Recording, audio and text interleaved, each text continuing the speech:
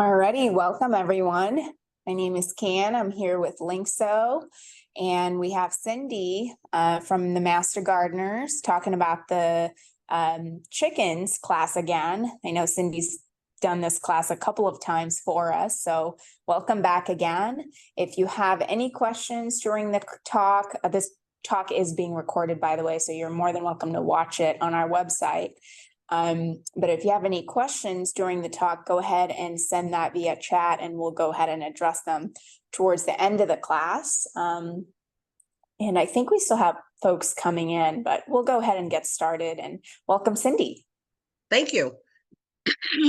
First of all, I want to apologize. I've got really bad allergies these days, so I hope we can make it through this. Okay, so today we're going to talk about raising backyard chickens. My name is Cindy Burgdorf. I'm a master gardener. I have been a master gardener since 2008. I have raised 4 flocks of chickens, and I am just starting the process for my 5th flock of chickens. And I've had them all, each flock for about 4 or 5 years. And I'll explain to you why such a short period of time. But just to give you some information, Master Gardeners, our objective, our reason for being is to bring data, information, science to local backyard gardeners, all kinds of topics. And we want to help people get started and to understand how to use the best methods for the things they're doing. We offer helpline 3 times a week in Half Moon Bay, San Francisco, and Redwood City. You can call in, you don't have to go in person, or you can email the Master Gardeners if you have questions and they'll respond to you. In addition to I usually have about 6 to 10 hens. Right now I also have 5 beehives, and I have 7 compost bins, and I have a large vegetable garden that I have garden year round. And I also have a bee and butterfly garden. So those are some of the things that keep me busy in my yard. So what are you going to learn today in this class? The first thing is, what are some questions to ask yourself before you start? There's a lot of decisions that you have to make before you actually get your first chicken. We'll also talk about what it means to raise chicks and or pullets, full-size hens. We'll talk about breed choices, feed requirements, safe and healthy coop requirements, and egg production. So before you start, there's lots of things, as I said, to consider. So obviously, number one is, what will the neighbors think? So the first thing you'll need to do is to check your local ordinances, the laws in your city. Almost, I believe, every city in San Mateo County allows chickens, anywhere from 3 to 10 chickens. No roosters are allowed anywhere in the county. And I helped the Board of Supervisors several years ago also make it allowable to keep chickens in the county area. So if you're not in the city, but you're in the county, you now can keep chickens in the county. Now, they do vary quite widely in terms of what their requirements are.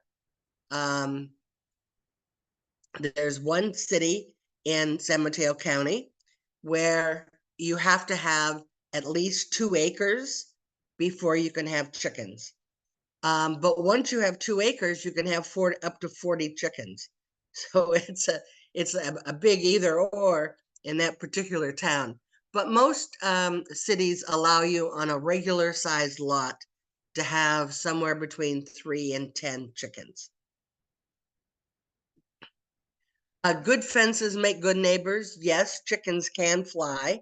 They can fly over fences. You may need to, if you're going to leave them out to free range, you may need to clip their wings to keep them in your yard as opposed to your neighbor's yard. One of the things that your neighbors are going to be concerned about is noise. Obviously, there's, where are you going to put the coop and the run in your yard? Is it on the side of your yard, right where your neighbor's bedroom is? Or is it in the back where it's further away from your neighbor's homes? The size obviously is going to make a difference.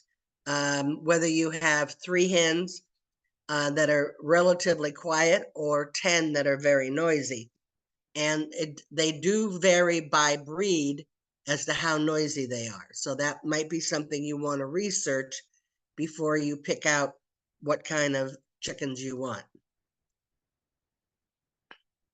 And then you need to deal with the other concern of your neighbors, which is smells and flies.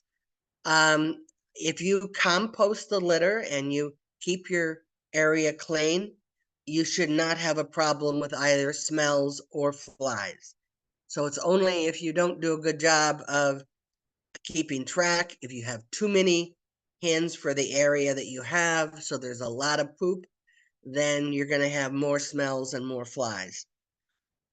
I have almost no problem with flies in my coop. It's in my run. They're very open and airy, and I don't have much of a problem that way. Another thing you're going to have to ask yourself is, are my chickens pets, or are they considered livestock? If they're pets, you're gonna want to hold them and play with them, maybe train them. Chickens are very trainable. There's a lot of things that they can do, and that you can train them. They're actually smarter than you think they are. And lots of people like being able to interact with their chickens. Other people say no, they're livestock, and they have a coop. That's their home. That's where they belong. And we should let them be animals, let them be not pets. By the way, in the question of pet versus livestock, one thing that will come up is, are you going to name them all? My recommendation is you don't. I named every one of my first flock of 10 chickens, and I wished later on that I had not done that, because it made them more of a pet than the livestock. And inevitably, something will happen to one of your chickens, and it's much harder if they're named and they're more identifiable. So my recommendation is you don't name them. After my first flock, I never named them after that. So another consideration is, why are you raising these chickens? Are you raising them for eggs or for meat, or both? There are some breeds of chickens that are clearly better at laying eggs. There are others that grow very fast and they're ready to be processed and eaten as meat sooner. And then there are other breeds that can go either way. They're good for eggs, but they're also good for raising for meat. So you just have to kind of decide what your objectives are. For me, it was all about eggs. I really liked having the fresh eggs that I knew were what they'd been eating, how they were raised. They were humanely raised, and they taste so much better than store-bought. Another question is, what are you willing to spend on your chickens. For example, when it comes to feed, are you going to feed them with organic feed or just regular feed? Obviously, like vegetables for people, organic is more expensive than regular. So you'll have to decide which way you want to go. Obviously, naturally, chickens are not vegetarian. Chickens really are omnivores. They'll eat almost anything. So that's something to consider when you're thinking about your chickens. You also have to think about your return on investment. Are you raising these chickens to make money? Do you intend to sell the eggs? And if so, then there's a lot of consideration to have about the coop and the run and the feed and what it's costing you along the way. Or are you just doing this for fun? And they're a lot of fun. I like to just sit out by the run and watch them because they're very interesting. They all have personalities, and but you need to decide whether this is an investment or not. Clearly, these days the price of eggs is pretty high, so if you do decide to sell them, you probably can make some money at this, but not initially because there's going to be a big upfront investment. Another thing you need to think about is what happens if one of your chickens gets sick or hurt. Are you going to go to a vet for intervention? First of all, there are not a lot of vets in the area that are familiar with chickens. So it may take some looking around to find one that actually is knowledgeable. Or are you going to decide that you'll let nature take its course, and if your chicken gets sick, then yeah, it may die, and that may be the course that you want to take.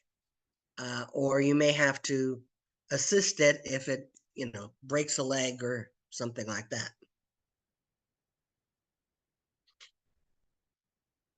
So there's a couple of ways for you to get your flock started.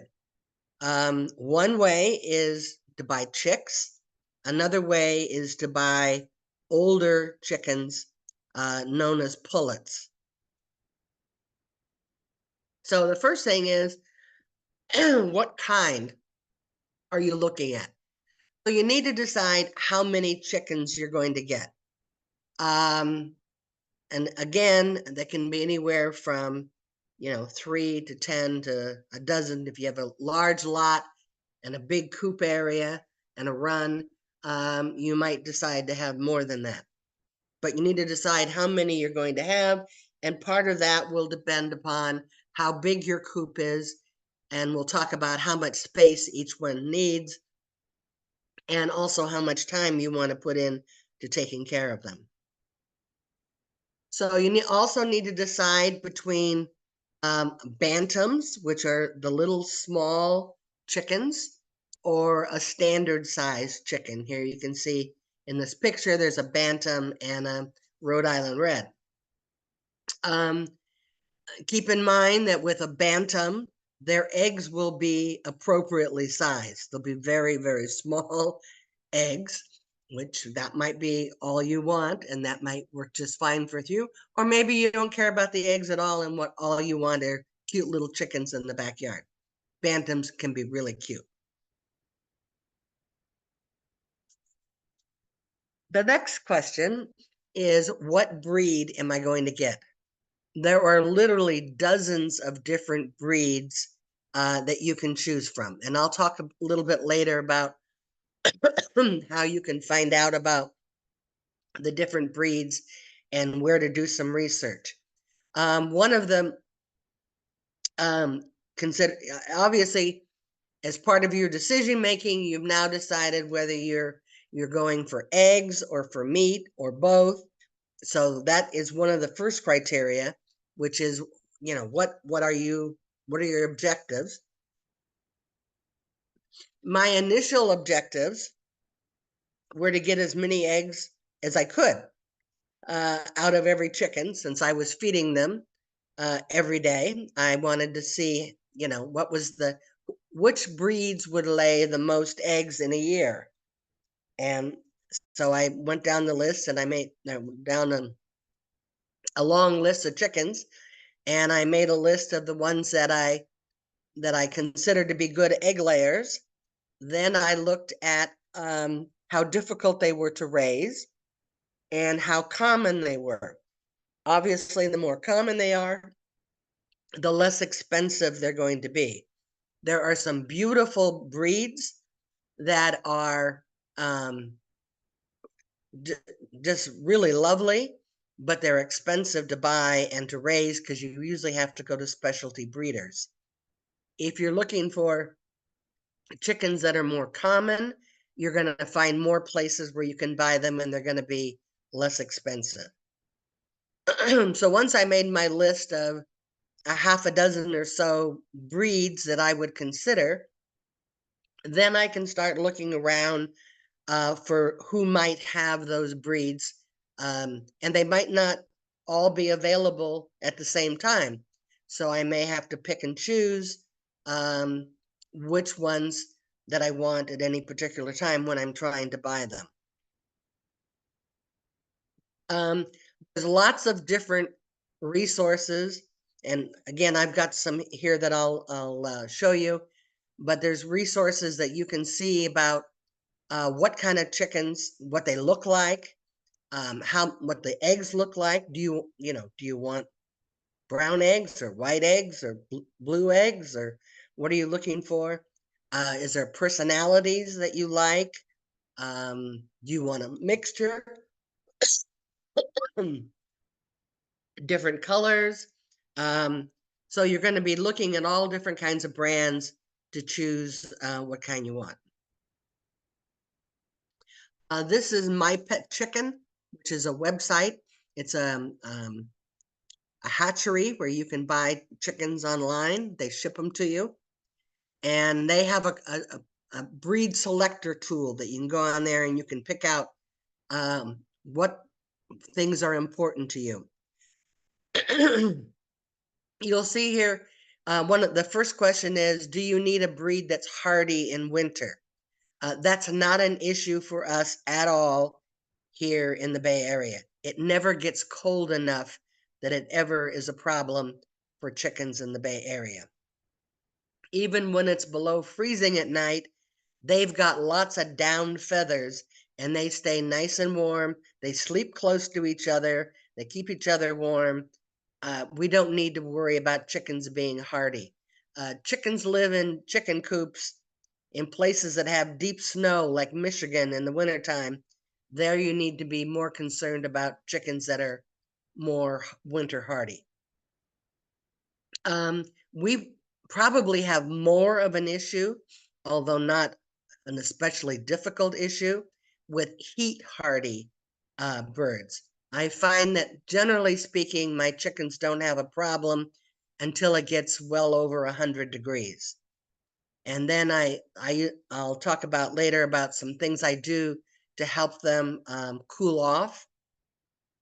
But generally speaking, until it gets to be over 100, it's not really a problem here. So those are some of the issues, and this is a selector that can help you pick out if you can't make up your mind. So what about the eggs? Well, they come in all different colors. They come in everything from a pinkish color, white, pinkish, and then all different colors of brown to blue and green. They really are lovely. They all taste the same inside. There's no difference in that regard. But it really is kind of fun to open up your carton or your basket and have all different colored eggs in there. So that's another consideration. What color eggs to the chicken sleigh that you're thinking of.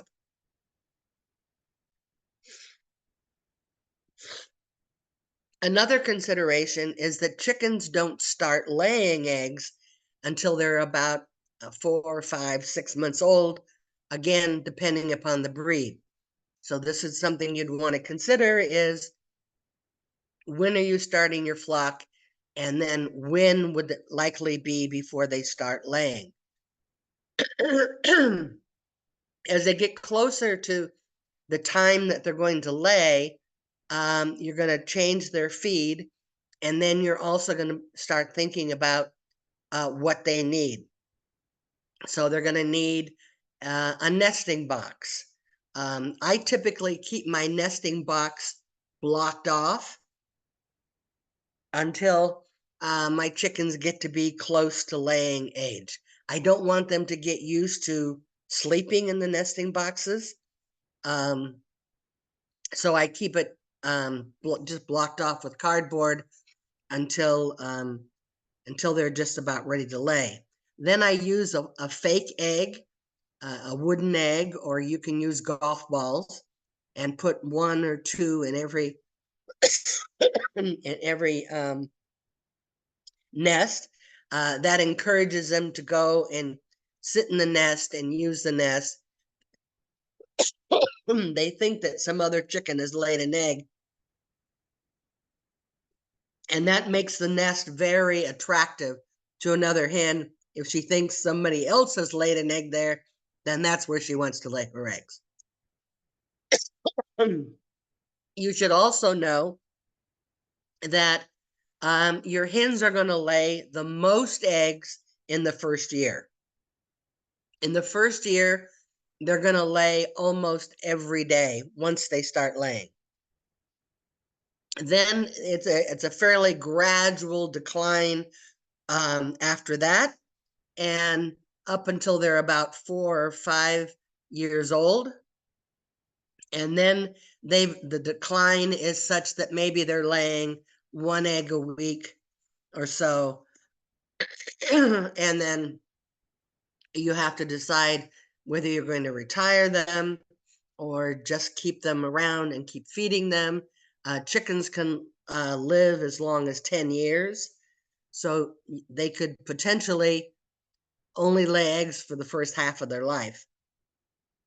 I have, in every case, retired my chickens to another farm where they could live on, and I'll talk a little bit about how I manage that.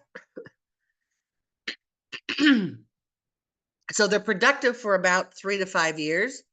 You need to think about that because, as I said, in the first year, they lay almost every day. If you have 6 chickens, that's 42 eggs a week, at least 3 dozen a week. And you have to think about, can you eat 3 dozen eggs a week and or give them away? And at first it seems like, oh, sure, I can give them to my neighbors, but how many eggs do they eat a week? And or are you going to sell them? And if so, then you need to worry about keeping up the productivity so that you have something to sell. Another thing to consider is that after the first year, usually not so much the first year, but after the first year, your chickens are going to molt, which means to lose their feathers in the wintertime. Because they're molting and they're growing new feathers, they need a lot of protein, and they conserve protein by not laying eggs. So they'll go maybe for 2 to 3 months without laying any eggs at all, or very little. But so that's another consideration. If you have an extra refrigerator, that's great. You can stock up eggs for a while because they're going to stay fresh for a long time, because the eggs that you're going to have in your yard will not be processed unless you decide to process them. American egg layers wash their eggs before they send them out to market. In doing so, they remove a protective seal that is on the eggs naturally. If you go to some other countries and you notice that their eggs are not refrigerated, that's why. Because they're not washed, they're not processed in those countries, and they have that protective seal on them, which prevents viruses and things from getting inside of the egg and spoiling them. So they last a lot longer, weeks, if you don't process your eggs. Also keep in mind that if a hen is going to lay eggs and sit on them to raise her own chicks, she lays about 21 eggs. So that's about 3 weeks. And she'll lay approximately an egg a day for 3 weeks. She won't sit on them until she's got whatever clutch, how many ever she wants in her clutch. And then she will sit on them and start to raise them. So even though the eggs have been laid over a period of 3 weeks, they all start to be produced at the same time. So that then they will all come out of the shell at about the same time, within a day or two. So if eggs can live or exist without any interference from the outside for 3 weeks, and then for another couple of weeks after that, while she is raising them and turning them and keeping them warm, you can see that eggs do not need to be refrigerated and can actually last for a long time without being refrigerated. Okay, so chicks versus pullets. Pullets are female chickens that are of laying age. So there's lots of considerations here. Number one up is cost. To buy chicks, you're going to spend between $8 and $10 locally. I double checked yesterday to see what the going rate is, and it's somewhere between $8.50 and $10. Pullets, on the other hand, again, it depends on kind of how old they are and what kind of breeds they are, but they're going to be somewhere between $15 to $50, more closer to 20 to 25 if they're closer to laying age. So chicks generally, when you buy chicks, they're generally somewhere between 1 to 2 weeks old. And the locations around here where you can buy them, they usually get a shipment every week from the hatchery, and they'll get several hundred chickens, and they'll usually have 2 or 3 different breeds each week. So you kind of check ahead, see what's available or going to be available. Then you can decide. They're almost always on a first come, first serve basis. So you're going to want to get there as soon as possible to pick up your chicks. They won't hold them for you. But then as they keep them, they might end up with 1 or 2 chickens that don't get picked as chicks. And so they'll put those aside and they'll raise them until they're somewhere between 3 and 5 months old, and then they'll sell them as pullets. Generally speaking, the chickens that you can find available tend to be more of the standard breeds. I think you're going to find things like Rhode Island Reds, maybe the sex link chickens, Americanas you're going to find. Those are the ones that lay the blue and the green eggs. So those are more likely to what you're find locally if you're buying pullets. Now there are breeders in the Bay Area where you can get older chickens, but it'll be up to whatever the breeder decides to sell.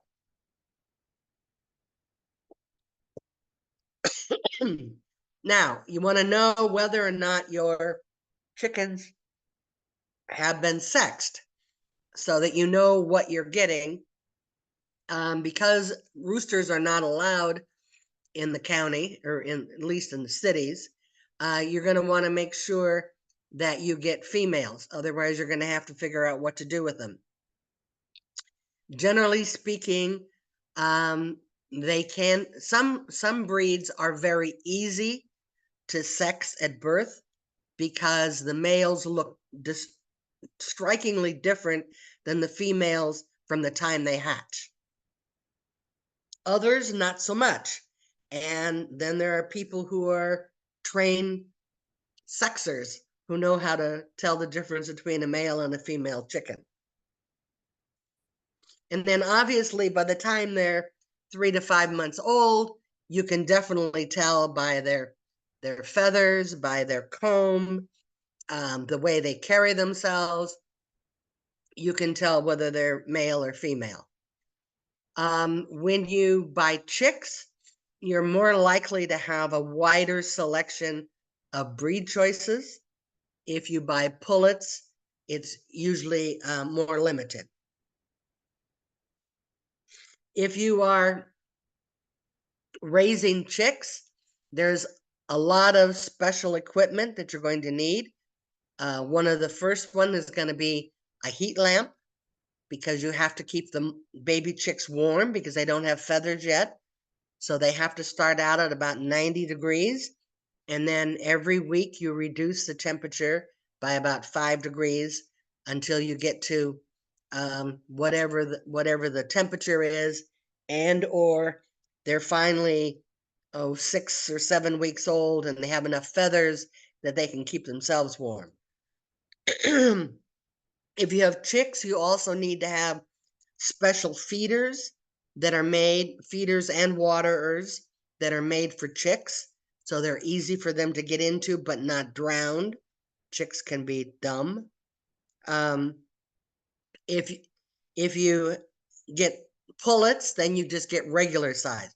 But if you get chicks, you're going to have to get water and feeders for them as chicks, and then a different water and feeder as they get older. In terms of hardiness, chicks are very fragile. They're very little. They have little tiny toothpick legs. They need to be kept warm. They can't be stepped on. They can't, they're not very hardy. Pullets, on the other hand, are very hardy. They're tough. And you don't have the same kind of issues with a pullet. So in terms of initial work, getting started, chicks are much harder to get started and a lot more work than pullets are. So that gives you some of the comparisons between, well, where do I want to start? So you can see that the reason pullets are so much more expensive than chicks is not only has somebody fed them for 5 months and watered them and taken care of them for 5 months to get them to that size, there's also a lot of other considerations in terms of the amount of time and care it takes, and also the equipment that you need to do that. So that's what accounts for the difference. Okay, so raising chicks. You want to get them off to a good start. So you're going to need to make sure you keep them warm because they don't have feathers in the beginning. They need clean water. You're going to have to make sure it gets cleaned out twice a day.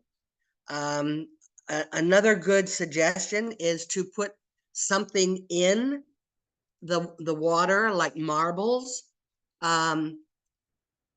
so that they can't drown. Chicks will just lay down and take a nap whenever they get tired. And they don't necessarily pick the best place to do that. They'll just kind of flop over and take a nap. And if they flop over and put their head in the water bowl, they could drown. So you need to put something in there to keep them from not drowning. You're going to want to start out with special chick starter food. And you'll know if you ask at the feed store, tell them you want chick starter. And then you have a consideration between medicated and not medicated. So that's another decision to make. It's a little more expensive for medicated, but it does help to stave off particular problems they might have as chicks and keeps them healthier. So I think it's a good option. You're going to need to make sure that they have clean litter in their area, which means that you have to probably clean the area at least once a day. And you're going to want to make sure that they have a confined living area. You don't want them wandering off because they might not find their way back to the heat lamp, for example.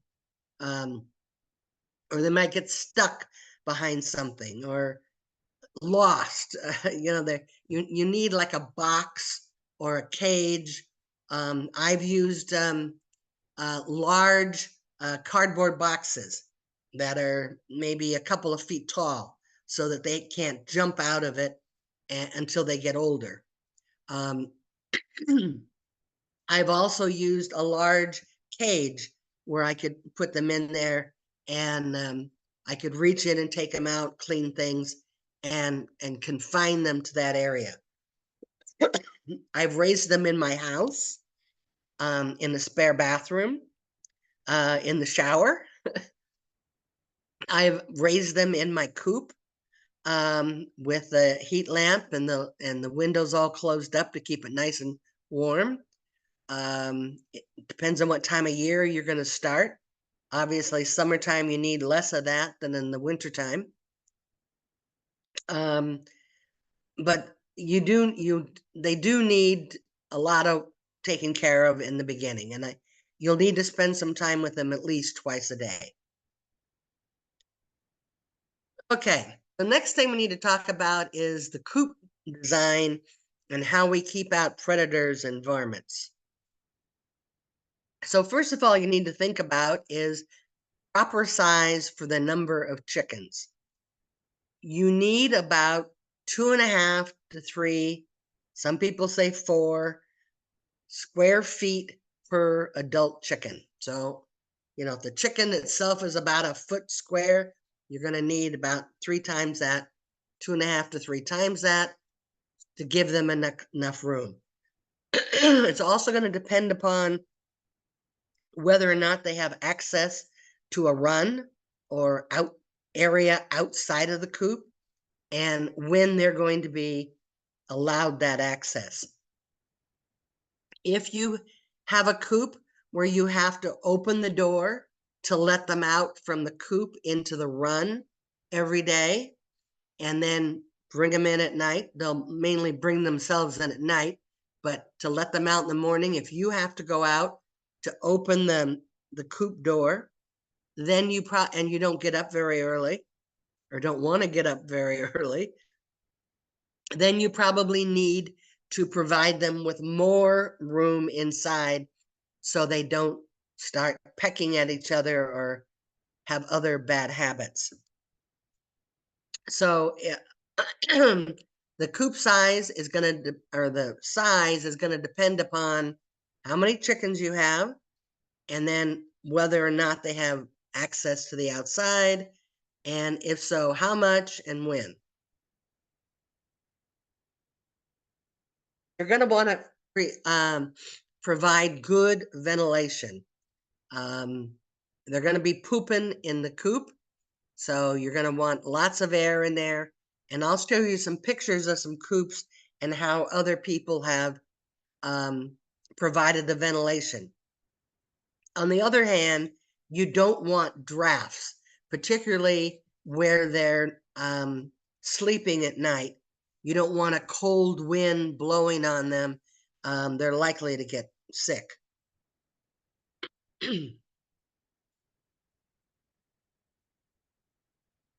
You're going to want to have easy access to feed and water.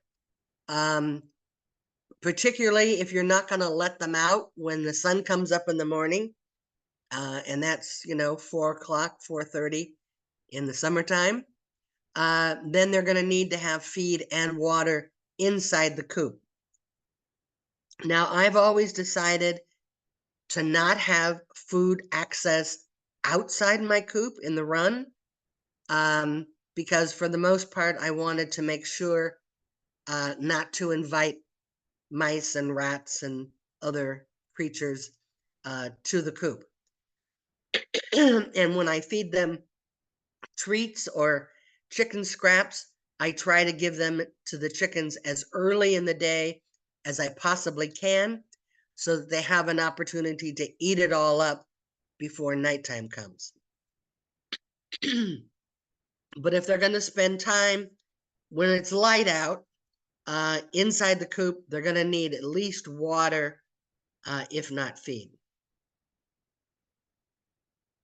You need to have a nesting area that's the proper size for the size chickens you have. You'll need one nest box for every 4 to 5 chickens. I happen to have 3 nest boxes, and there'll be periods of time when they'll all use the same box. Sometimes 2 of them at the same time. There'll be other times when I'll find eggs in all 3 boxes. So it just kind of depends. You're going to need bedding for the nesting boxes and for the coop floor in order to keep it clean. Now, my coop floor is linoleum, and then I cover that with shavings inside my coop. In my run, I just have dirt. And I'll talk a little bit about some of the pros and cons. I use the deep litter method inside my coop, which means I don't empty it out very often, usually about once a year, but I add more shavings regularly to keep it dry. And then the chickens help because they're going to scratch around in there and they will turn it over and compost it. And then it's usually perfect for my garden. You're going to need a perch. It's about 3 feet off of the floor of your coop for your chickens to sleep on at night. And they're going to need 6 to 10 inches of that perch for each hen. Again, it depends on how big your chickens are. Chickens naturally want to perch at night as high up as they possibly can. If you were going to let them run free in your yard, you would find them in trees. They'll go up into trees and perch in trees at night. So they're going to want to be up high. So one of the considerations you need to make sure of is that your perch is higher than your nesting box. Because if your nesting boxes are higher than the perch, they're going to sleep in their nesting boxes and they're going to poop in there and you're going to have dirty eggs. So you don't want that to happen. So the perches have to be higher than your nesting boxes. And then they'll naturally go up because they're trying to get as far off of the floor as they can. Okay, there's lots of different kinds of coops. The one on the left here is mobile. It can be moved around. It's called a chicken tractor. And the chickens are inside of there. And if you want to, have them in your yard, but you don't want them loose, a chicken tractor is an option. You can't leave it in one area too long or they'll eat up all the grass and you'll have a big hole. If you notice in the picture over to the left, there's an area that's kind of brown. That's where the tractor probably got left there for a couple of days. The other one here is a combined coop and run. You can see that they have, free space down below. Another feature of that is it has a person door. On the left-hand side there, you can see is a door so that you can walk into the coop if you need to catch a chicken or to replace the water or the feed inside of the run. It's a way for you to get into the coop where you can do it standing up, which is, to me, an important feature. Also notice in this coop here, up above the window, there is an opening. It probably is covered with mesh so that birds and mice and rats can't get in there. But that's a good ventilation feature to have it high up. That would be higher than where your perches are, so that the wind isn't going to blow on your chickens at night. And then you also have windows that can be opened and closed so that you can protect them if it's raining or windy. Here's a very nice arrangement. Again, there's a nice people door. There's good ventilation above the windows. You notice that the windows have latches on them so they can be closed. The windows and any openings are covered in a very fine mesh. It's usually about a 1/4 inch mesh. It's not chicken wire. We'll talk about why later. You'll notice that the nesting box sticks out of the coop. That's very handy. It's easy for you to collect the eggs. You don't have to go inside of the coop. It's handy, particularly if you're going to have helpers who might be afraid of the chickens. Believe me, there are people who are afraid of the chickens. And it's easy to collect. You notice this one has a small step stool so that children can get up there and collect them, but it's far enough off the ground that the varmints can't get in there. This is a hoop coop. This is very simple. It's very cheap.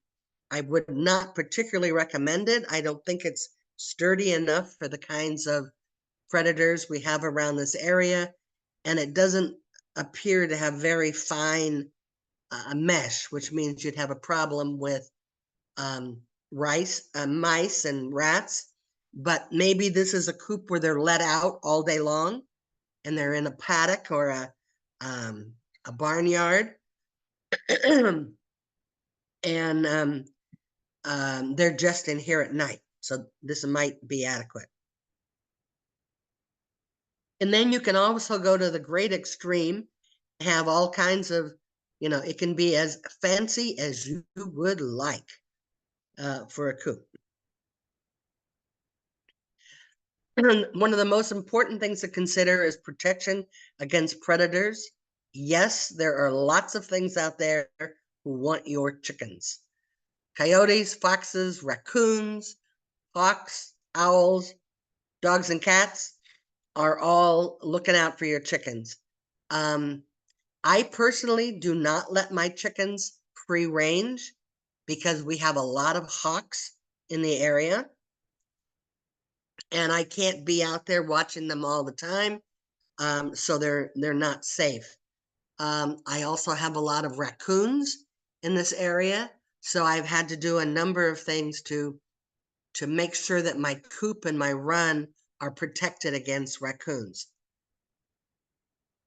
It's very important to have solid walls and flooring so that you keep out mice and raccoons and possums. I have possums in my area.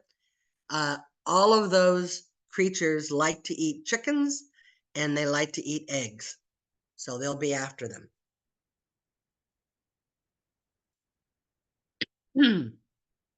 Any windows or vents that you have, you want to make sure that they're covered with very, very small wire mesh. Mice and rats can get in through a hole the size of a 1/4 or a little smaller. So you want to make sure there are no small holes because you don't want them in your run or your coop. Any doors or nesting boxes that are on the outside of the coops should have spring latches. That's where you have to manually pull back the clip with your thumb to open it so you can get it unlocked. Raccoons have opposable thumbs. They can open lots of different kinds of latches. And if they know what's in there, they'll be trying to get into your chicken coop. Also, around your run, you need to have digging protection. So in my coop, I went down 18, outside of my run, I went down 18 inches and out 18 inches and laid down mesh. And then I covered the dirt back up again. So anything that's digs, trying to get under the wall, they can't get in because they're gonna encounter the mesh. Raccoons, foxes, and coyotes obviously are going to be, and dogs are going to be the ones that are going to be the diggers.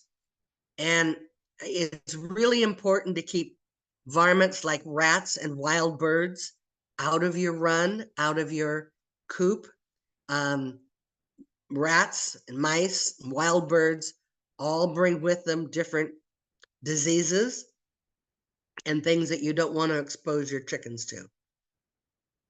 Besides, they're going to eat all the feed. Okay, so what do we feed those chickens? It's important to always provide a balanced, complete feed. Any of the commercial feeds that you can buy are going to provide a balanced, complete feed. You're going to need a growing feed for the first 8 to 18 weeks. So from the time you buy them to about 4 months old, you need a chick feed, growing feed. And you want something that's at least 16 to 18% protein. When they start getting close to laying age, depending upon the breed, then you're going to want to convert to layer feed. There's different kinds of choices. You can do just a plain, it's like an oatmeal, or you can do things that are more pellets. I usually start out with the finer food for chicks and then gradually change them over to pellets because they don't waste as much with pellets. But even if there's leftover dust and mesh in the bottom of the bag, I'll put that into a bowl, or I use planter containers, so I can put water in it, mix it up so it's a mash, and they love it. They think it's like new food or something. It's the same thing they get every day, but it's different. So you're going to want to convert them to layer feed a couple of weeks at least before they're going to start laying, so that they have the calcium and things they need to produce eggs. Another thing you're going to want to provide your chickens with as they get to laying stage is oyster shell, or you can use crushed eggshells that are finely crushed. You want to make sure that you give them treats in moderation. Just like your dogs and cats, they love the treats. And it's a good way to get them to come to you or come back to the coop if you need to, is to give them treats. It can be corn, it can be other things. But they also will eat that instead of their regular balanced meal, and then you get fat chickens. You also want to provide laying or older hens with grit. Grit is very fine little rocks, and because they don't have a stomach per se, they have a gizzard. They will eat some of those rocks, and then the gizzard kind of crushes around the bigger things that they eat so that they can digest it. They need lots of water all the time. They need fresh water available to them. the hotter it is, the more water they're going to drink. They actually drink a phenomenal amount of water. So I have a 3-gallon water that I use for my chickens because they can go through it in a few days. And of course, you're going to want to give your chickens chicken scraps. Okay, things not to feed your chickens. You need to avoid moldy food, citrus peels they're not going to eat, dry or undercooked beans, potato peels or green potatoes, candies, sweets, uncooked rice, and grass clippings. Now you say, why grass clippings? Well, when grass clippings are new and they're wet, they will stick together and they will actually ferment. So if the chicken eats too much of it, too much grass clippings in too short of time, and they can't digest it because their gizzard isn't working fast enough, then they're going to get that grass backing up and fermenting inside of them, and they're going to get very sick. So I don't give my chickens grass clippings at all. If I'm going to give them anything like weeds, I give them the whole thing, and they pull off what they want of each piece without eating too much in any one bite. They love anything that I have left over in my garden, whether it's overripe tomatoes, squash that got hidden and now they're bigger than their head. They love that. Cucumbers, peppers, all those kinds of things and of course, anything like lettuce and broccoli and things like that. I do feed them weeds for my yard. Some of them they like, some of them they don't. Every flock I had different preferences as to what they do and don't like. So you'll just have to do trial and error to see what your chickens like. Okay, about free ranging. Okay, everybody said, oh, but it's so nice to let them out and run around and, they're free and everything. Yep. But like other things, there's pros and cons and lots of some more decisions for you to make here. Okay, so the pros of free ranging is they get a varied diet. They eat stuff all over their yard. They're going to eat bugs. They're going to eat caterpillars, spiders, all kinds of bugs. They may eat your vegetable garden. So they have a very varied diet. So keep in mind, they're not going to be organic or vegetarian if you let them out. Obviously, it's lower feed cost. More stuff they eat out in your yard, the less you have to feed them in the coop and the run. They're an organic pest control. I mean, they're great because they'll go around and they'll find whatever the pests are that are in your yard, and they'll take care of it. They're a garden fertilizer, and they will also aerate because they do a lot of digging and they look for stuff, and they're digging around in your yard. And they will do less careful composting. If you have a compost pile, they'll love that. They'll want to go and dig around that pile and see if there's any earthworms or bugs or things that they can find. They're not going to leave that pile quite as neat as maybe you might have left it. So, but they will compost it, and they do a good job, and they will make it compost faster, probably. On the con side is that if you don't let them free range, you control their diet. You know what they have. You know that it's a complete diet, and you know how much they're getting. Another problem with free ranging is poop. There's going to be poop everywhere, whether you like it or not. They're going to be pooping on the patio. They're going to be pooping on your patio chairs.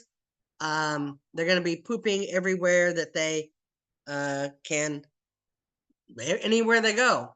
And so keeping them in an area or sequestered is more difficult if you don't keep them locked up. If there are plants that they really like, they will eat them. So there'll be plant destruction in your yard. If it's weeds, you probably don't care.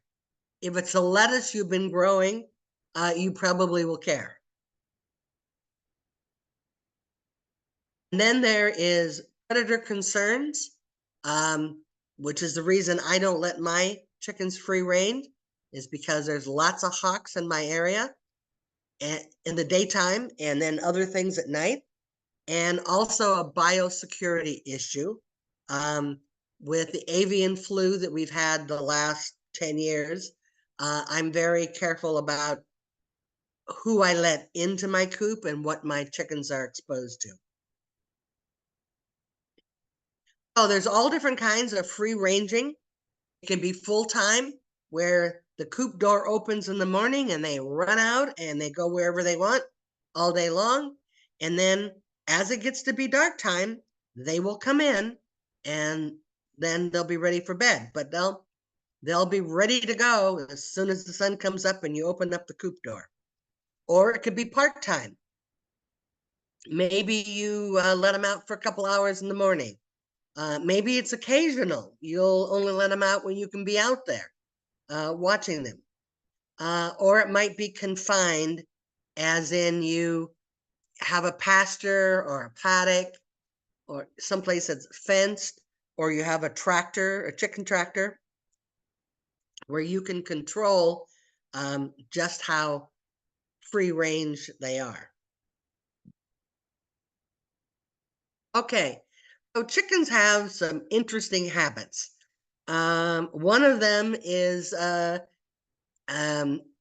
something you've probably heard of. It says birds of a feather flock together. Yep, they do. And don't ask me how they know that, if they're a Rhode Island red or an Astrolorp or an Americana, they know, and they'll hang out together. So it's one of the reasons why, if you're getting chickens, you should always get at least 2 of the same breed, possibly 3, so that if you lose a chicken for some reason, you still have a pair left to be friends.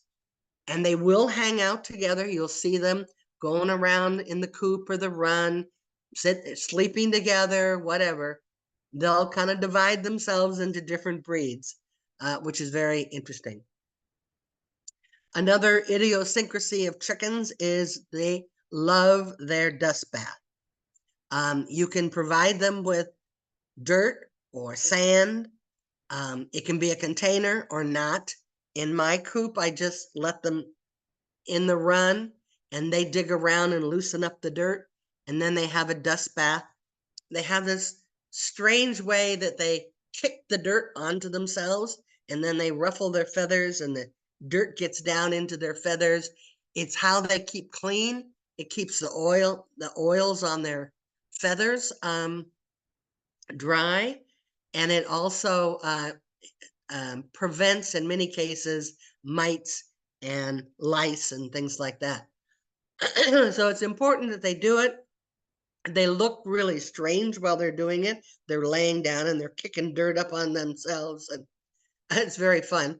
But you'll need to provide somewhere, some way for them to have a dust bath. And as I mentioned before, egg laying is variable with breed. Some chickens lay hundreds of eggs a year, some not so much. So again, that's a decision you need to make when you're picking out the breed is, how interested am I in getting eggs? As they get older, they're going to lay less and less. By the time they get to be 4 or 5 years old on average, they're laying maybe an egg or two a week. And then that may drop off to where they're not laying at all. And then I also talked about the fact that they molt in the wintertime and they're not gonna lay at all for a couple of months. I did have one Americana that laid 1 or 2 eggs a week up until the time she was 8 years old. So it really depends upon the breed. And she was a steady layer the whole time. Another thing is, you've heard of the saying, go to bed with the chickens. Well, chickens go to bed when the sun goes down, always. And they usually will start going back to the coop, into the coop, up onto the wherever the runs, wherever you've got them to sleep, about a half an hour or so before it gets dark. And then you're going to want to close the pop door so that they're locked up, they're safe at night, and you keep out rats and mice and things like that. If for some reason if you don't have an automatic door that opens and closes, by the way, I highly recommend having an automatic door, because then you may need to reset it a couple times a year as the sunlight changes, but you don't have to be out there at the crack of dawn, or be sure that you're home by the time it gets dark because they're already put themselves to bed. And of course, chickens have bad habits too. They might be egg peckers, which is very frustrating because generally speaking, it takes a while to figure out who is the culprit, who is the one that's doing it. The thing I found that helps the most is collecting the eggs as quickly as I possibly can. Generally speaking, you'll know when your chickens are laying. And if they're laying in the morning, then you want to go out as soon as you can and collect the eggs. If they're not there, they can't peck them. So the first thing is prevention. The other thing I do is I also will maybe put back in the golf balls or the wooden eggs, so that when they peck on something and they don't get anything, so they don't get a reward and they don't learn that bad habit. Unfortunately, once they start, one hen can teach another hen, and once they understand how good those eggs taste, it's a tough habit to break. You might also, again, depending upon the breed, have broody chickens, broody hens. These are hens that want to sit on those eggs. They want to have chicks. Well, obviously, if you don't have roosters, you're not going to have chicks. So you've got to encourage those hens to not be on there. Now, sometimes it's just a matter of throwing them off of the nest when you see them in there, or reaching in and getting the eggs so that they can't sit on them. Sometimes you might actually have to take them physically out of them and maybe put them in a dog crate for a couple of days until they get over it, and then put them back in with the other chickens. Chickens can be mean to each other. They can peck each other. One of the reasons you want to make sure you have an adequate size coop and run is to give them enough space to get away from each other. There is a pecking order in any flock. There's going to be the head chicken, and then there's going to be the chicken at the bottom, and then there's going to be everybody in between, and they know who's who, and so The lesser chickens need to be able to get out of the way of the meaner top level chickens so they don't get pecked. And you need to make sure you have enough room in your run and in your coop to do that. It's another reason also why you might want automatic doors so that you can let all the chickens out into the run so they have more room during the day and they're not cooped up in there. Pecking is very hard to stop. And if they peck enough that they peck off the feathers and actually pick blood, then you're going to have problems with all of the chickens trying to peck them. I had a problem with my first flock, and I ended up making what they call a chicken apron. So I sewed it together and I put it, and it goes over their back so that the chickens can't peck at them. And that was enough to keep the head chicken from pecking the other. You're going to want to make sure that they don't nest outside of the coop, which is why you need to keep the nest box themselves clean and have lots of either rice hulls or shavings in there. So it's a nice comfy place. You want it to be not too hot, a little bit dark, so that it's something that they want.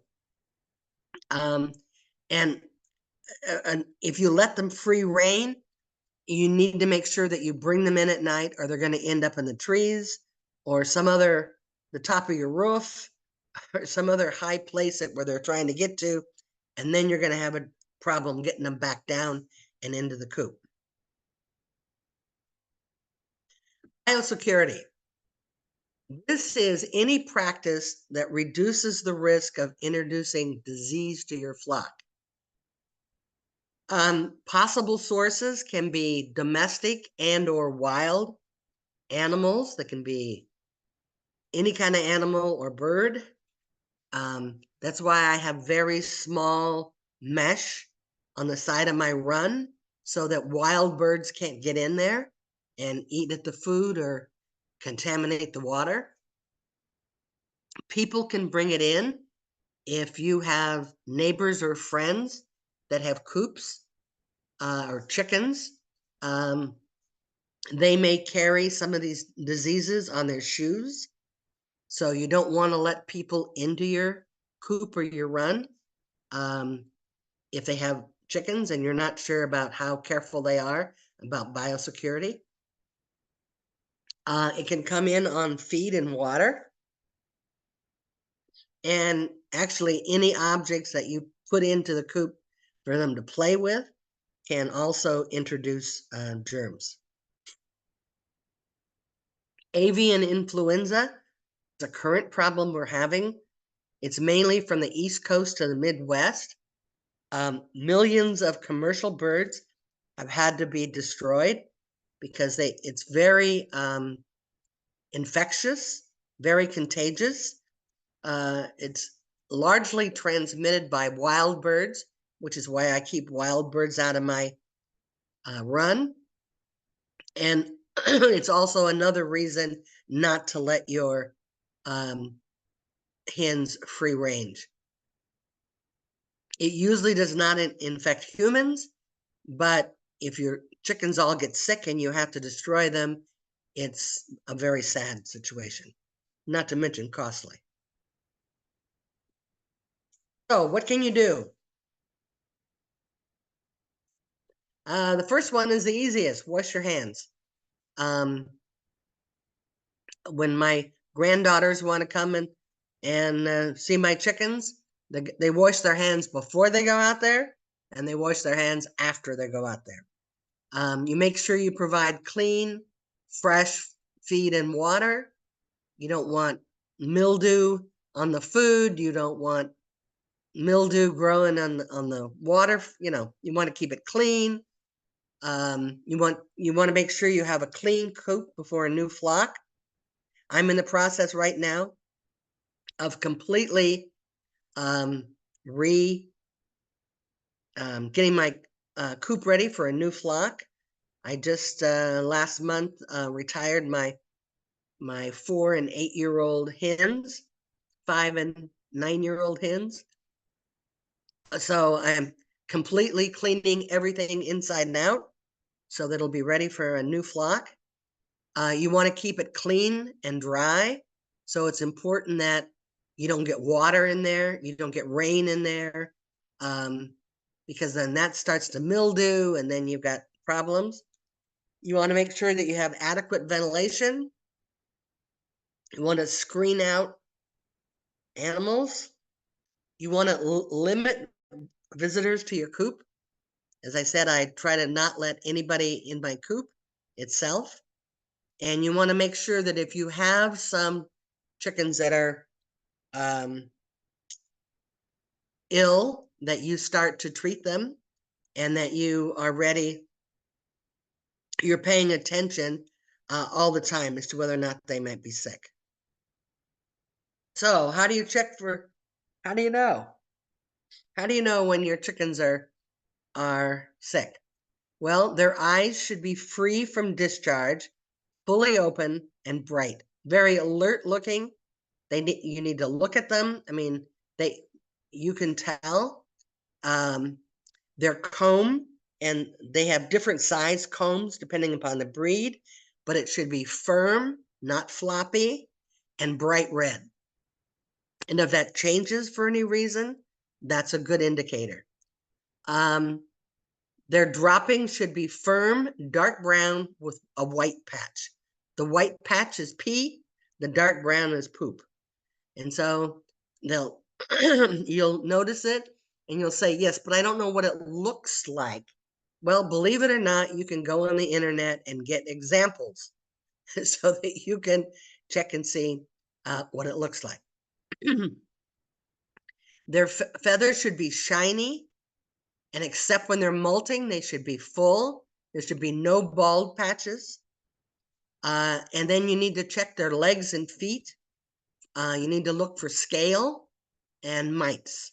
Those are things that you can treat, usually with something like petroleum jelly or something like that that'll kill them.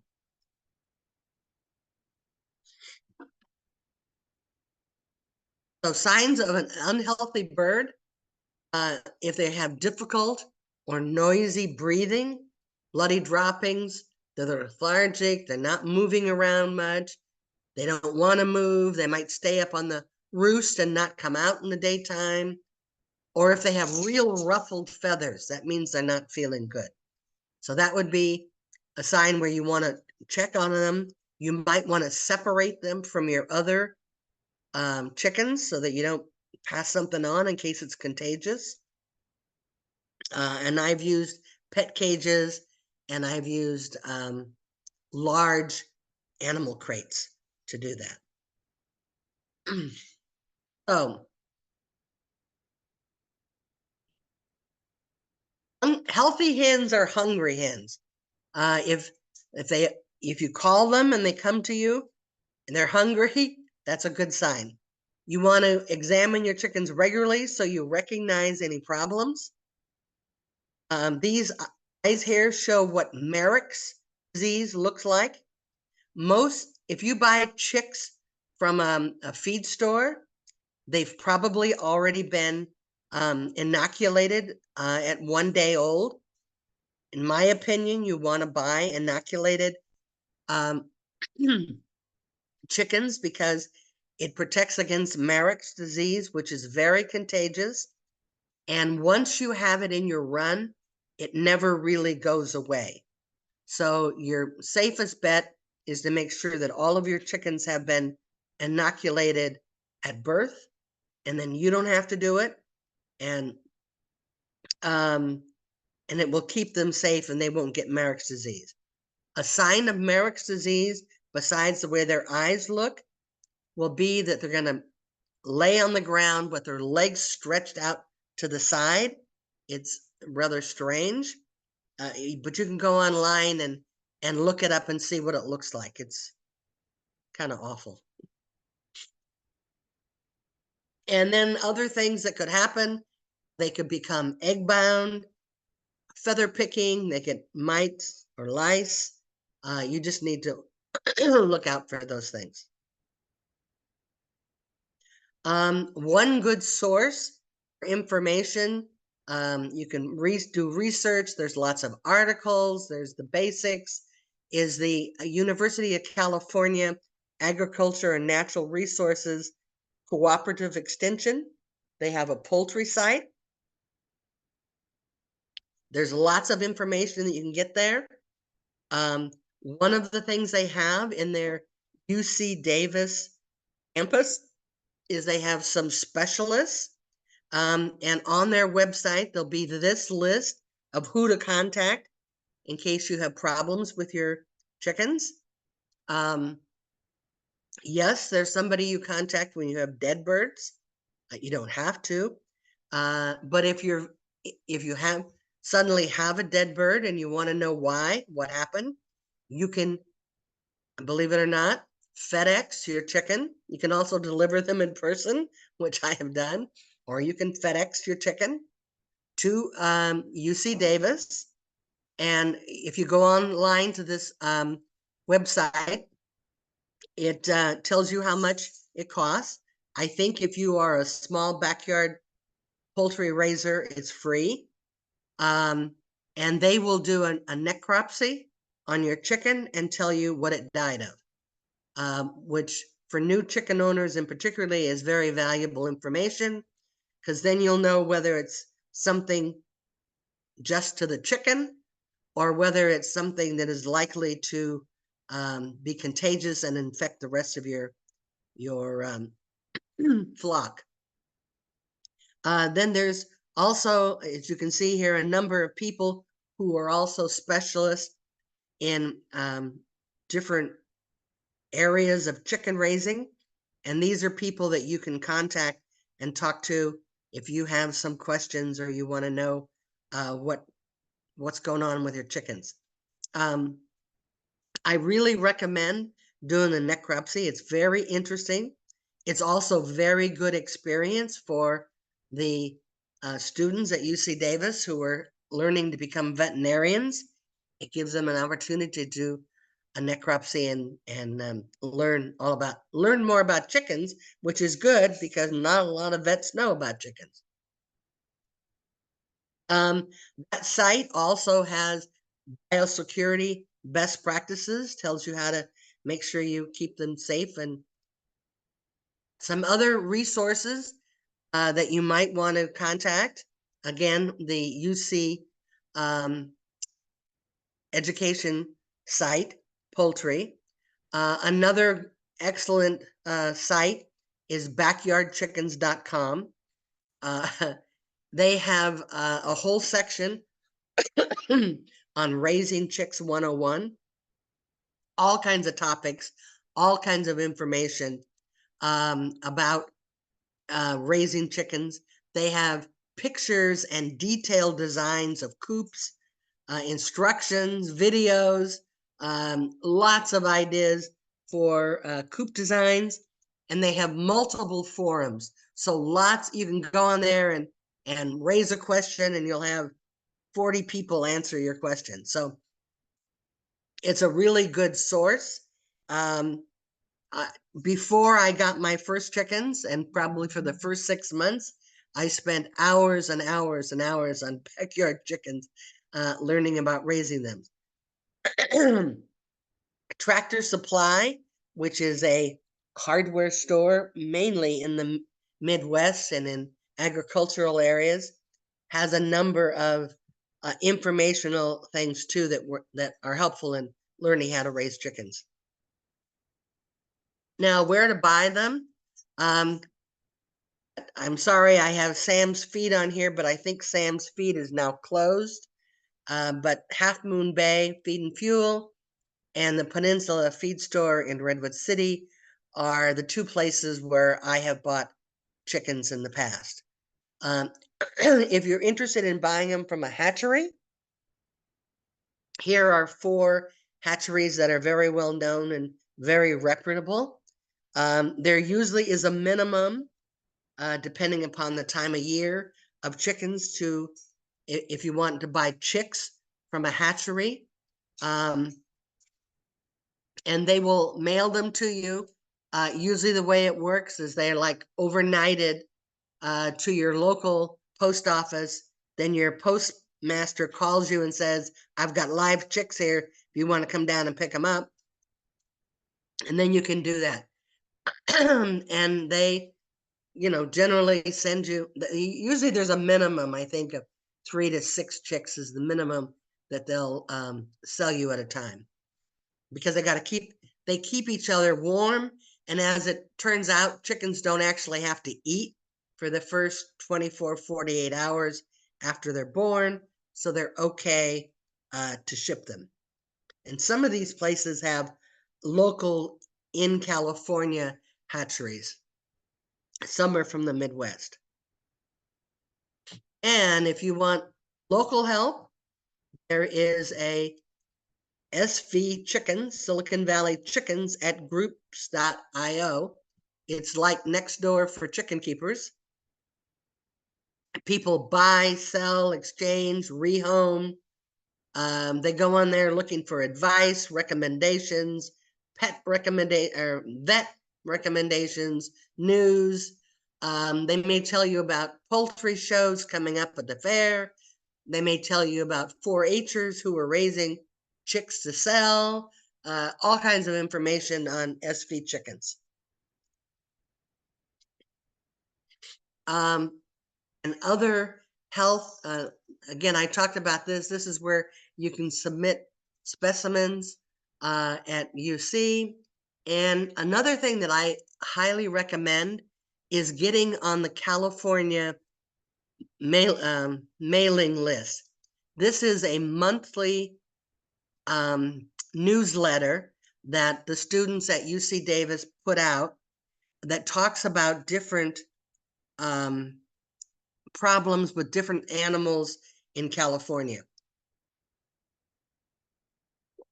So they might tell you about calf diseases or goat problems, or whether or not avian flu in California for chickens is a problem, and if so, where, what county, what city. So I get it just to look at the poultry section every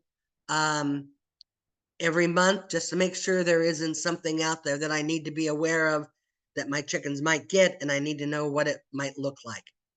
So you can just put yourself on the mailing list, and they send it once a month. It's not invasive. Oh, I want to thank Linkso for having me here today. And now I think we're going to go into some questions. So we'll go to Con. Thanks, Cindy. I don't have any questions on the chat, so not sure what to ask. Anybody have a question they want to put in there, or? I don't see, I have a personal ask. I had a couple egg bound, well, what I'm thinking is an egg bound chicken, unfortunately, that ended up passing away a couple of years ago. How do you prevent egg bound chickens in general? Is there? I don't think there's a lot of ways you can prevent it so much as just, again, being alert to something like that might be happening. There are things that you can do to help them. Sometimes soaking them in a warm water bath helps, because it helps them, they relax in that warm water. It's kind of a mess because they get all wet and the feathers are all wet. But once they know it's nice and warm, they'll sink right down in there. And sometimes that will release some of the egg bound, but sometimes you just can't avoid it, Yeah, it's pretty harsh way to go. Unfortunately, had to end up culling a chicken because there's just really not a good way to help them in a way. And especially when it, cracks in them or anything like that. So you think it's like genetic or something, or it just happens sometimes? I think it just happens. And sometimes it's because they lay 2 eggs at once. or maybe they're, chickens are animals of habit like anything else. So if there's a big problem, if your chickens were attacked, for example, by an intruder, a raccoon or a fox or coyote or something, they might be all scared. It might be, it's really upsetting to them. That could cause something like egg bound because they're just all in a Twitter, but. Interesting. Yeah. Okay. All right. Well, we still don't have any questions in the chat, but is there any closing remarks that you like to share with the audience? Well, I'm in the process right now of starting another flock from chicks. This will be my 5th flock over 15 years. And I found 4 of them I've started from chicks. So they were all the same size and everything. I then had 1 flock where I brought in older chickens and I had to mesh them together. It took a while. I had I guess 6 hens, and I'd lost 4 of them over 4 years, and I was just about ready to retire my 2 older ones. And then on Silicon Valley Chickens, somebody was having to give up their flock due to their illness, not the chicken's illness. And I adopted 5 1-year-old Rhode Island Reds. So I had to keep, at that point, I had 2 Americanas, and now I was getting 5 full-size Rhode Island Reds. So I had to keep them apart for about a week because they would try to peck each other. I had an animal cage that I was able to put in the middle of my run. And during the day, before I opened the, when the coop door was open, my other hens could go around. Then when they came in, or I made them go in and close the door, then I could let the other ones out in the run. I had to have food and water in both places. But they tried to peck each other through the bars of that. So it took a while before them seeing each other every day was not trauma producing on both sides. I was actually surprised that my Americanas, who were smaller than the Rhode Island Reds, took right out after them. They were, fierce little ladies. Yeah, they're funny. They all have like different personalities. It's they interesting. do. They really do. So to me, that was much tougher to try to assimilate them and get them all used to each other than just starting over with chicks that were all the same, or chickens that were all the same age. Yeah. Luckily, I've only ever started with chicks, and I've introduced new chicks to the older gals that I have, and always separate cages initially for at least a month or more. And then they'll just sort of, get used to them being there. And, there's still a little bit of bullying here and there, but they're all fine now. And I'm on my 3rd flock. So, well, it's important that when you do that the chicks have some place to get away from the big ones or hide, either behind a bush or a cardboard box or someplace where they can get away from the big chickens so they don't get pecked to death. Yeah. Luckily, all the gals that I have are pretty docile, and they're not very aggressive, but they're curious. Yeah. Often, so. I do have another question for you. I mentioned earlier before the class that I've had a few chickens get attacked by hawks, and it always just seems to happen when I'm not there, or when my, herding dog's not there. Mm-hmm. So, you have any tips to deter hawks? Because they know my chickens are kind of free ranging most of the time. And then I put them in their run, and they go in their coop to sleep, but I hate to just kind of keep them in a confined area. So I do let them free range often in the backyard. So do you have any tips to deter Well, hawks? as I said, it's a personal preference, because there definitely are pros and cons to free ranging, whether it's all the time or some of the time and not. Frankly, hawks are very sharp-eyed. They can be in a tree a long ways from your backyard and see those chickens. And they can tell whether you're there or your dog is there or not. I I have fruit trees in my backyard, and I cover them in I cover them in mesh in the summertime, because I want to have some of the fruit to myself and not for the birds and the squirrels. But inevitably, I'd have a problem with the little birds getting in up underneath and getting in there. So one time I was out there and I was opening the mesh to let the little birds out, and one or two flew out. And then I got my husband, I was holding it open. My husband was trying to swoosh out the other ones from the other side of the tree. And just as the two little birds came out past me, a hawk came down and very close to my head, trying to catch those little birds when they came out of there. Oh my So, goodness. So they you know, really don't care. no, they don't, came very close to me. And so after that, I took the mesh off so they could just get out of there on their own.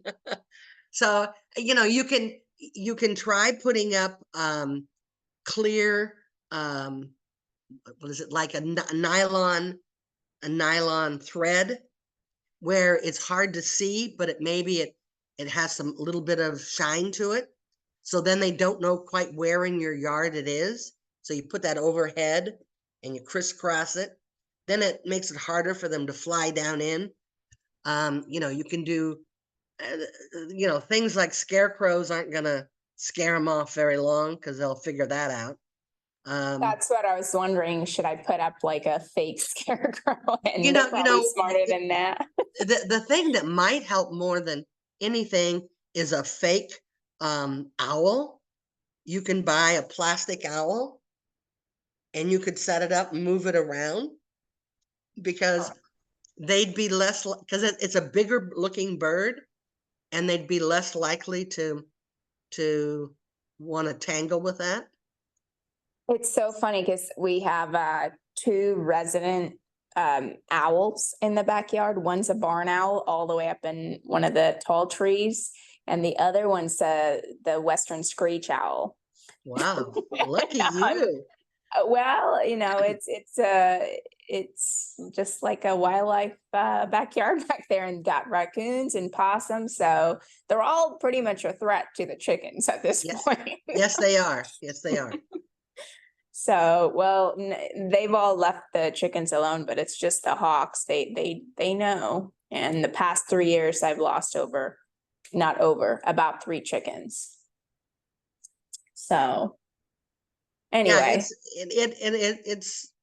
it's hard. So that's why I just made the decision in the beginning that that was one thing I didn't want to deal with, was losing them that way. So, but I have a very large run. So they have a lot of room in there, and I, throw in weeds and vegetables and scraps all the time. I have things for them to play with, like hanging a melon or something like that. So it's hanging and swings, and they peck at it, and things to keep them entertained. I think you have to be careful about putting things for them to climb on in the run that a raccoon can't reach in and grab them. You have to make sure that you're wired off really good. But yeah, I'm trying like a new movable pen run situation, because they do help me weed, believe it or not. They're great at it. Yep. Got quite a lot of areas that I move them around. So it's better if they just kind of free range and eat what they want, which is fantastic. I don't have to, it's less weeding for me to do. So. You know, another thing that I've seen is people who have made tunnels out of chicken wire, just plain chicken wire, nothing, because it's only for daytime use. And the tunnels will direct the chicken from some place where you want them, like the run, out to a certain area that's then covered. And then and you could move that like a box or, big, something that's covered so they couldn't get in to it. And they can go back and forth to the water or the feed if they wanted to. It's kind of like, have you seen those cat things they have outdoors for cats? Yes, like a little cat condo with the Yes, hardware yes. cloth thing. Right, Yeah, right, right. yeah. So something along that line so that they can move outside of that area. And they just, move themselves along, and they would weed along the way, and then you could move it to wherever you wanted it to be, to have them be safe. Yeah, absolutely. I think keeping them protected is the number one key when they're free roaming. And I just seem to. Where do you live? So this is in Los Altos. Okay. Yeah. Yep, you got all kinds of critters. Yep. Oh, yeah. Alrighty. Well, I think, that's all the inquiries for today. Thank you so much for the fantastic talk. And thank you, everyone. And we'll see you in a couple months for another talk, I think. Yep, I'm coming back. Okay. All right. Be in Butterfly Gardens. Yep. All righty. Thank you. Take care. Bye. Bye-bye.